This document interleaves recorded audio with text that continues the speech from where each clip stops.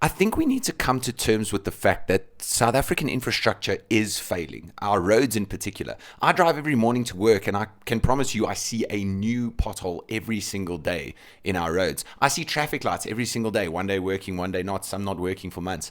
And I'm not pointing any fingers because that's not what this video is about, but I think we need to rethink how we get people and goods to their final destination. And for that, I would propose the use of trains. Trains offer a really logical solution to this, in that you can transport a whole bunch of people or goods in one go on infrastructure that is not a road. We've had this like pervasive thought in South Africa where everything can be transported with a truck.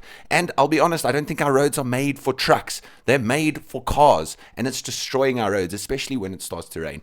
If you look at Johannesburg just as a city, I've got some stats here for you. From 2016, our congestion level as measured by TomTom was 27% in 2016. Now it stands at 32%. Clearly, this congestion level is growing with the population. But if we do nothing to change it, nothing will change. Sort of obvious, isn't it? So what's your proposal? What do you think we should be doing in order to keep our roads at least a little bit intact and hopefully get people to their end destinations?